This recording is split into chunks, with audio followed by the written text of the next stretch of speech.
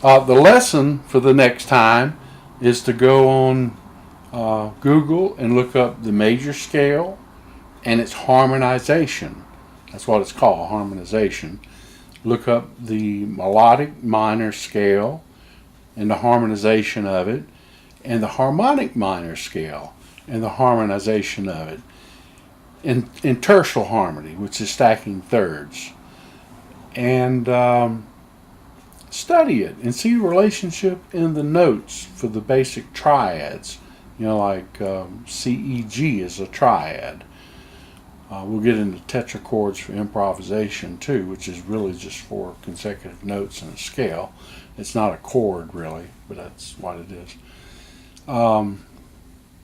So study those 3 scales, how to stack your thirds, and if you're ambitious enough and you're not freaked out by all this right now, stack some fourths and play it on the guitar.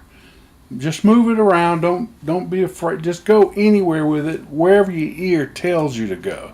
In music school, we were just taught to use your ear. Learn all the theory, forget the theory, and just use your ear.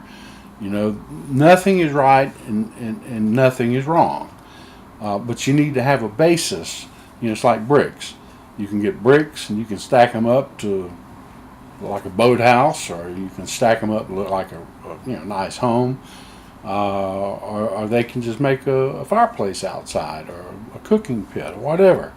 Music notes are like that. You can build anything you want to. There's no bad rules to follow. You can follow any of the rules to help you get there. But when you start creating on your own, you're on your own. You're going to create something brand new that none of us have heard. Now, it probably take you a few years or maybe a year, but you will get to that point to where you will be able to just create, and it'll be new, and it'll be fresh, and the public's going to want to hear you because you're doing something different. People don't want to hear the same thing. They've already heard, Billy Joel. They've already heard Steve Vai. So you want to find your own voice, and that makes you marketable. And one thing about it, the weirder you get, the better market you're going to have when you start looking at people in their niche or niche. And I remember myself, there was a record store a couple of miles away from home, and I found Chick Corea. I was 17, I believe. And so this guy that owned the record store had all the weird stuff. So I got into Frank Zappa, Chick Corea, Airto, John McLaughlin. I found Bitches Brew with Miles Davis. It flipped me out. So for me, Wishbone Ash was a good group. They were kind of out of the way. ELP and Yes. But you may be in that, or maybe you like the folk guitar, like Neil Young, which is an old one, or Bob Dylan, another old one.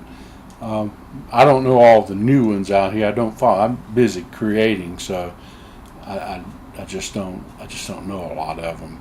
But whatever field you're in, just copy at first. Copy who you love, and eventually you'll develop your own voice.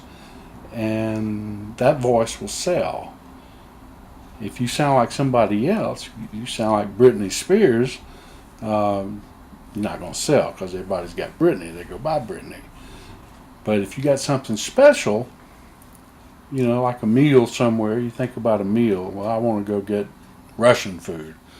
Well, you're not going to go to the Italian place to get Russian food. So it's the same way with music. But I enjoy presenting this lesson. There's a lot more to come. And just have a good day and have a good time studying.